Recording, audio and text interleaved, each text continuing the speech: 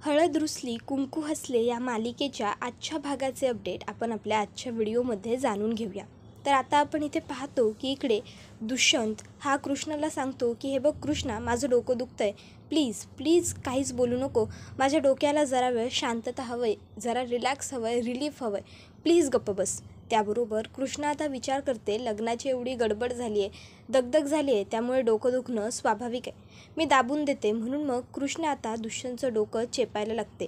त्याबरोबर आता इकडे दुष्यंत हा विचार करत असतो मनातल्या मनात, लग्न करताना तर कुठल्याही पुढच्या मागच्या गोष्टींचा विचार नाही केला, तेव्हा फक्त वचनाचा विचार केला, पण आता हे सगळं निभावून कसं नेणार हा विचार केलाच नव्हता, आता काय करायचं। त्याबरोबर इथे कृष्णा ही दुष्यंतला सांगत असते, दुष्यंत सरकार तुम्हासनी ठाव आहे काय, जेव्हा माझं लगीन ठरत नव्हतं, समधी लोक मला बघून बी नापसंत करत होती, काही काही लोक तर घरला येतच नव्हती, अर्ध्या वाटेतनंच मागं निघून जात होती, तेव्हा ते वासुदेव बाबा असतात का नाही, त्यांनी मला सांगितलं होतं माझं लगीन राजकुमाराबरोबर होईल म्हणून। आता म्या कुठं ह्या गोष्टीवर विश्वास ठेवायचा, आता मला तर ठावं होतं म्या ही अशी अडाणी अशिक्षित शेतात राबणारी, मग मला कोण राजकुमार येऊन करणार। पर भक्ती आणि बंट्या ह्या दोघांनी बी लय विश्वास होता की मला राजकुमार घावणार म्हणून, हवं ते दोघं तर मला सतत चिडवत बी राहायचे। आणि बघा की खरंच माझं लगीन तुमच्याबरोबर झालं, ते बी तुम्ही स्वतःहून माझ्याबरोबर लगीन केलं सा। तुम्हासनी ठाव आहे, ज्या दिवशी तुम्ही माझ्याशी लगीन केलं का नाही, त्या दिवशी मी ठरवलं तुम्ही खरंच लय चांगले आहे सा। अहो आपली पहिली भेट आठवते ना हो तुम्हासनी, भांडून, आणि आज बघा आज आपण नवरा बायको आहे। ते म्हणतात नवं समजा काही वरच्यानं ठरवलेलं असते। त्याबरोबर इथे आता दुष्यंत हा कृष्णाचं सगळं बोलणं ऐकत असतो, पण त्याला आठवण येत असते ती म्हणजे पूजाची। कृष्णा त्याला सांगत असते, वरच्यानं ना आपण जन्माला येतो तेव्हाच आपली लगीन गाठ आधीच कुणाबरोबर तरी बांधून ठेवलेली असते बघा, मग ते आपल्या पसंतीचे असो किंवा नसो। आता आपलं दोघांचं लगीन कोणत्या परिस्थितीवर झालंय ते ठावं आहे मला, पर तरी बी खरंच म्या ना ठरवलं आहे आयुष्यभर तुमची साथ द्यायची, खरंच आयुष्यभर सुखानं तुमच्याबरोबर नांदायचं आहे मला। त्याबरोबर आता कृष्णा ही बिचारीने बघितलेली सुखी संसाराची स्वप्न दुष्यंतला सांगत असते, तर दुष्यंतला मात्र पूजाबरोबर घालवलेले सुंदर क्षण आठवत असतात। त्याने पूजाला प्रपोज केलेला प्रसंग त्याला सतत राहून राहून आठवत असतो, त्यानंतर त्या दोघांनी एकत्र टाईम स्पेंड केलेला सुद्धा दुष्यंतला आठवत असतो। आणि मग तो जेव्हा तिला घेण्यासाठी मुंबईला पुन्हा आला त्यावेळेस ती तिच्या बॉसबरोबर होती, तो प्रसंगसुद्धा दुष्यंतला आठवतो। आणि मग मात्र आता दुष्यंतचा बाण फुटतो। त्याबरोबर दुष्यंत पटकन कृष्णासमोरून उठतो आणि बाजूला जाऊन उभा राहतो। आता कृष्णाला कळत नाही की सडनली दुष्यंतला झालं तरी काय, तो असा पटकन जाऊन बाजूला का उभा राहिला। त्यावर कृष्णा आता दुष्यंतला विचारते, दुष्यंत सरकार आओ म्हणजे। त्यावर दुष्यंत म्हणत असतो, कृष्णा हे बघ प्लीज, मी जे बोलतोय ते शांतपणे ऐक, नीट ऐक, माझ्याकडून तू फार अपेक्षा करू नकोस। त्यावर कृष्णा म्हणते म्हणजे, त्यावर दुष्यंत तिला सांगतो की माझ्याकडून तू प्रेमाची वगैरे अपेक्षा करू नकोस। त्यावर कृष्णा म्हणते, अहो लगीन झालं आपलं देवा ब्राह्मणाच्या साक्षीने, 7 जन्मांची गाठ बांधली गेली आहे। त्यावर दुष्यंत सांगतो, हे बघ कृष्णा, आपलं लग्न कोणत्या परिस्थितीत झालं हे तुलाही व्यवस्थित माहीत आहे आणि मलाही। गावातल्या लोकांसमोर माझ्या आईने शब्द दिला होता की तुझं लग्न होईल म्हणून, आणि मी माझ्या आईला शब्द दिला होता की मी तुझं नाव कमी होईल असं काही वागणार नाही म्हणून, त्यामुळे मी तुझ्याशी हे लग्न केलं आहे। त्यावर कृष्णा म्हणते, अहो पण। त्यावर दुष्यंत म्हणतो, प्लीज प्लीज माझ्याकडून जास्त अपेक्षा करू नको, आपल्यात काही होईल कधी होईल असं मला तरी वाटत नाही। हो आपण जगासमोर खूप सुखी संसाराचं नाटक करू, आणि मी हे नाटक पुरेपूर निभावण्याचा सातत्याने प्रयत्नसुद्धा करेन। नवरा म्हणून मी माझी सगळी कर्तव्य पार पाडेन, तुझ्या आयुष्यात या घरात तुला काहीसुद्धा कमी भासणार नाही, कधीच नाही। पण प्लीज माझ्याकडून नवरा म्हणून फार अपेक्षा करू नकोस, मला ते नाही जमणार। आज तुला जे काही आहे ते स्पष्टपणे सांगितलं आहे मी। आता कृष्णाच्या पायाखालची जमीन सरकलेली असते, तर दुष्यंत हा कृष्णाला म्हणत असतो, हे बघ कृष्णा, मला ऑलरेडी खूप गिल्टी वाटते, पण प्लीज आता तू सावर स्वतःला, प्लीज सावर, माझं चुकलं आय नो, पण प्लीज प्लीज धीर धर आणि स्वतःला सांभाळ, प्लीज कृष्णा। एवढं बोलून आता दुष्यंत हा तिकडनं खोलीच्या बाहेर पडत असतो। त्याबरोबर आता इथे कृष्णाला दुष्यंतला थांबवावं लागतं, ती दुष्यंतला हाक मारते, दुष्यंत सरकार। त्याबरोबर दुष्यंत थांबतो। तर कृष्णा दुष्यंतला विचारते, दुष्यंत सरकार, खाली जाऊन तुम्ही समध्यासनी काय सांगणार आहेसा? त्यावर मग मात्र आता दुष्यंत हा काहीच उत्तर देत नाही, निरुत्तर झालेला असतो. तो गुपचूप खोलीतून बाहेर पडतो आणि खोलीचा दरवाजा बंद करतो. त्याबरोबर कृष्णा आता बेडजवळ येते आणि बेडवरती बसून घेते. कृष्णाला आता दुष्यंतने पहिल्यांदा तिच्याकडे येऊन तिला प्रपोज केलेला प्रसंग आठवत असतो. प्रपोज केलेला म्हणण्यापेक्षा मागणी घातलेला प्रसंग आठवत असतो. दुष्यंत तिच्याकडे आला आणि त्याने तिला स्पष्टपणे सांगितलं की कृष्णा, मी तुझ्याशी लग्न करायला मनापासून तयार आहे आणि मला असं वाटतं तू सुद्धा आता या लग्नासाठी तयार व्हावं आणि सगळं स्वीकारून पुढे यायला हरकत नाही. त्याबरोबर आता इथे कृष्णाला पुन्हा दुसरा प्रसंग आठवतो. तो म्हणजे आता इथे जेव्हा त्यांचं लग्न झालं आहे आणि मधुचंद्राच्या पहिल्या रात्री दुष्यंतने तिला स्पष्टपणे सांगितलं आहे, माझं तुझ्यावर प्रेम नाही आहे कृष्णा आणि मी कधी तुझ्यावर प्रेम करू शकेन असं सुद्धा मला वाटत नाही. त्याचबरोबर आता कृष्णाला आठवतं तो म्हणजे दुष्यंतने तिच्या गळ्यात घातलेलं मंगळसूत्राचा प्रसंग, त्यांचं लग्न, त्या लग्नाचे विधी, दिलेली 7 वचनं, कपाळात भरलेलं कुंकू आणि गळ्यात घातलेलं मंगळसूत्र. प्रत्येक गोष्ट आठवून कृष्णा आता स्वतःच्याच नशिबाला दोष द्यायला बसलेली असते. कृष्णाला खूप वाईट वाटत असतं घडलेल्या गोष्टींचं. सगळ्यात अगोदर ती केसात माळलेला भक्तीने जो गजरा असतो तो काढते आणि खाली घेते. त्याबरोबर दुष्यंत हा आता खोलीच्या बाहेर आलेला असतो. आता खोलीच्या बाहेर येऊन तो सरळ तडतडा जिना उतरतो आणि आता त्याला समोर दिसतं की अढळराव बसलेले आहेत.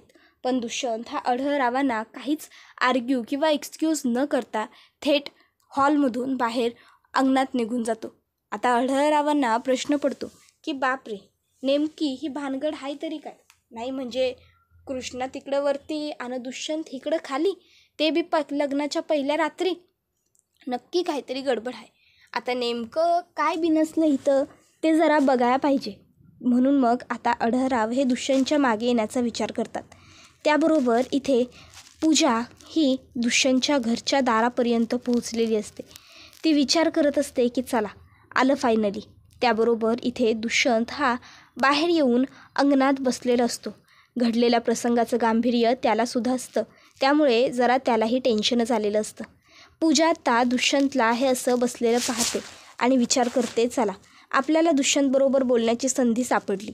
पूजा आता दुष्यंतबरोबर बोलण्यासाठी पुढे सरसावतच असते. इतक्यात तिकडे अढळराव येतात. आता अढळराव तिकडे येतात आणि दुष्यंतला म्हणतात, काय रे दुष्यंत, बाबा काय झालं? त्यावर दुष्यंत अढळरावांना सांगतो, हे बघा मला तुमच्याशी ना काहीही बोलण्यात अजिबात इंटरेस्ट नाही आहे. तुम्ही प्लीज जा इकडनं, उगाच माझं डोकं खराब करू नका. त्यावर अढळराव दुष्यंतला म्हणत असतात, अरे बाबा म्या काही तर तुझं डोकं खराब करायला आलेलो नाही. तुला असं अचानक बाहेर आलेलं पाहिलं म्हणून विचार केला विचारावं काय झालं असं. त्याबरोबर दुष्यंत म्हणत असतो, हे बघा तुम्हाला सांगावं असं मला तरी माझ्या आयुष्यात काही घडलं आहे एवढं महत्त्वाचं वाटत नाही, त्यामुळे प्लीज माझ्यापासून लांब राहा. त्यावर अढळराव म्हणत असतात की अरे लांब राहावं म्हणजे म्या कुठंही आलो आहे तुझ्या जवळजवळ. अरे ते फक्त टेन्शनमध्ये दिसलास म्हणून. काय रे बाबा काय झालं एवढं विचारायला आलो. त्याबरोबर दुष्यंत म्हणत असतो, तुम्ही नका विचारू मला, जाऊन झोपा ना तुम्ही, झोपा. कशाला उगाच टाईमपास करताय? दिवसभर माझ्या आईला त्रास देऊन डोकं तुमचं थंड होत नाही का? की उद्या अजून आईला काय त्रास द्यायचा माझ्या ह्याचा विचार करताय का? ते प्लॅन शिजत आहेत का तुमच्या डोक्यात? त्यावर अढळराव म्हणतात, अरे बाबा डोसकं म्हणजे काय चूल आहे वय, सतत तिच्यात काय ना काय शिजाय हवंच असं काय वाटतं बरं तुला?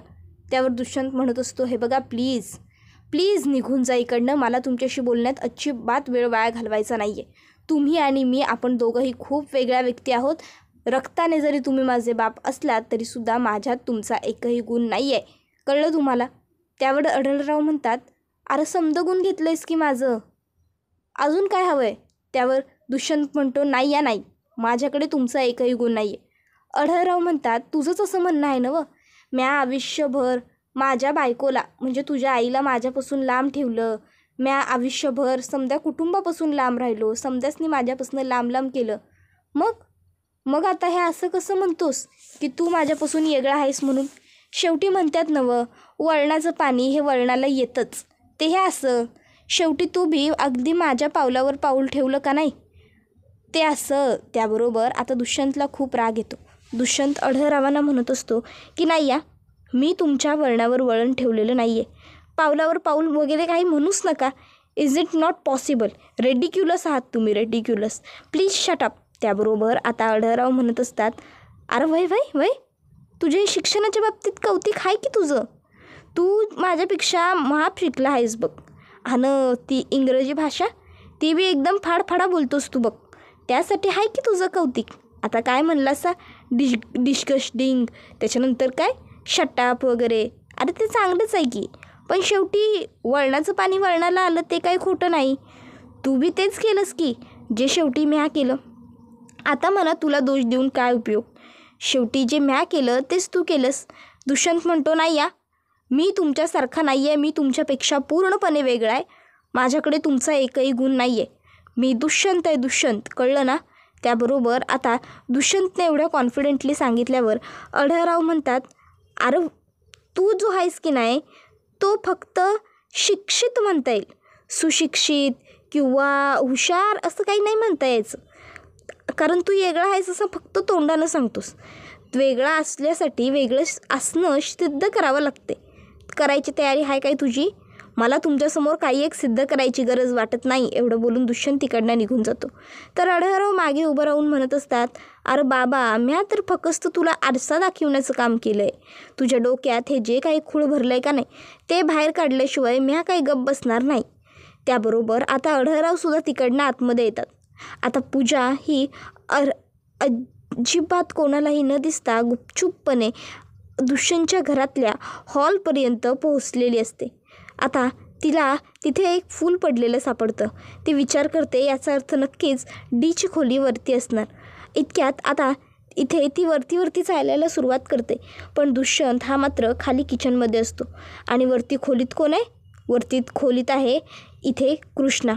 कृष्णा ही एकटीच गप्प बसलेली असते. ती खूप उदास, नर्वस, नाराज असते. शांत बसलेली कृष्णा, तिला प्रसंग आठवत असतो. दुष्यंतने तिला सांगितलेलं असतं, कृष्णा हे बघ, माझं तुझ्यावर प्रेम वगैरे काही नाही आहे. माझ्याकडून तू कुठल्याही पद्धतीच्या सुखा संसाराची अपेक्षा करू नको. आपला संसार सुरळीत होईल, पण सुखाचा होईल की नाही हे मी नाही सांगू शकत. पण प्लीज तू नाराज होऊ नकोस. हे बघ, सगळं व्यवस्थित होईल. त्याबरोबर आता इथे कृष्णा ही केसात माळलेला गजरा काढते आणि मग तिला भक्तीचे शब्द आठवतात. कृष्णे, अगं असं काय करायल्यास. लग्नानंतरची पहिली रात्र आहे ना व तुझी. तुला एकदम क्लीन बोल्ड करून टाकायचं आहे बघ दाजीसनी. त्याबरोबर आता कृष्णाला ते सगळं आठवून खूपच जास्त दुःख होत असतं. पर काय बी करण्यास वाचून किंवा गप्प राहण्या वाचून तिच्याकडं पर्याय नसतो. ती गप्प बसून असते. हळूहळू फक्त डोळ्यातनं पाणी तेवढं खाली सरसावत असतं. तर आता इथे कृष्णाला दुष्यंतचं बोलणं पुन्हा आठवतं. हे बघ कृष्णा, माझ्याकडून कुठल्याही पद्धतीच्या संसाराची सुखाची अपेक्षा करू नकोस. हे सगळं आठवून कृष्णाला आता वाईट वाटायला लागतं. तिला त्रास होत असतो या सर्व गोष्टींचा. पण शेवटी गप्प राहण्या वाचून पर्याय नसतो. तर इथे आता पूजा ही कशीबशी दुष्यंतच्या खोलीपर्यंत पोहोचलेली असते. आता ती विचार करते की आपण सरळ डिशीच बोलून घ्यावं. ती दरवाजा उघडते तर तिला रूममध्ये कृष्णा बसलेली दिसते. त्याबरोबर लगेचच आता पूजा ही चिडते कृष्णावरती. तिला दुष्यंतच्या आणि कृष्णाचा लग्नाचा प्रसंग आठवायला लागतो. दुष्यंतने कृष्णाच्या गळ्यात मंगळसूत्र घातलेला प्रसंग, मांगेत कुंकू भरलेला प्रसंग, कृष्णाने सान ओलांडलेला प्रसंग आणि नंतर तू माझी आईच नाही आहेस असं तिने आईला म्हटलेला प्रसंग. त्याबरोबर आता इथे हे सगळं आठवून पूजाला आता राग येत चाललेला असतो. पूजा आता जोरात खोलीत येते आणि रागाने दरवाजा बंद करते. त्याबरोबर इथे कृष्णाला मात्र जाणवतं की कोणीतरी इथे आलंय आणि कोणीतरी जोरात दरवाजा बंद केला. कृष्णा आता पटकन मागे बघते, पण मागे तिला कोणीच दिसत नाही. त्यानंतर आपण पाहतो की पूजा ही फायनली दुष्यंतला भेटलेली असते आणि ती दुष्यंतला म्हणत असते, डी प्लीज मला सोडून देऊ नको. डी प्लीज माझ्याशी लग्न कर. डी प्लीज, अरे ऐक ना प्लीज, माझं चुकलं, मला माफ कर. दुष्यंत तिला म्हणतो, निघ ग इकडनं तू, चालती हो, गेट आउट फ्रॉम हिअर. इतक्यात कृष्णाचा आवाज दुष्यंतला येतो. तर दुष्यंत हा लगेचच म्हणतो, हो आलो. आणि मग आता पूजा त्याला म्हणत असते, डी प्लीज माझा ऐक, डी प्लीज मला सोडून जाऊ नकोस. दुष्यंत तिला निघ निघ म्हणत असतो. इतक्यात कृष्णाच खाली आलेली असते. कृष्णाच्या पायांची चाहूल लागताच दुष्यंत तिथे पूजाला लपवून देतो. आता पूजाच्या वरती त्याने एक गोणी टाकलेली असते आणि पूजा तिथे खाली लपून बसलेली असते. इतक्यात तिकडे कृष्णा येते आणि दुष्यंतला विचारते, कोणी होतं का इथं? तुम्ही बोलत होता असं काय? त्यावर दुष्यंत म्हणतो, नाही गं, मी कोणाबरोबर बोलणार. तर आता मात्र कृष्णाला त्या तिकडे बघून संशय आलेला असतो. त्याबरोबर हा व्हिडिओ इथेच संपतो. व्हिडिओ आवडला तर व्हिडिओला लाईक करा, चॅनलला सबस्क्राईब करा, बेल आयकॉन प्रेस करा, जेणेकरून तुम्हाला पुढच्या प्रत्येक व्हिडिओचं नोटिफिकेशन मिळत जाईल आणि सर्व व्हिडिओंचा आनंद उत्तम पद्धतीने घेता येईल. चला तर मग मित्रांनो, आजच्या पुरतं इथेच थांबूया. पुढचा व्हिडिओ येईपर्यंत टाटा बाय बाय, धन्यवाद, take care all of you.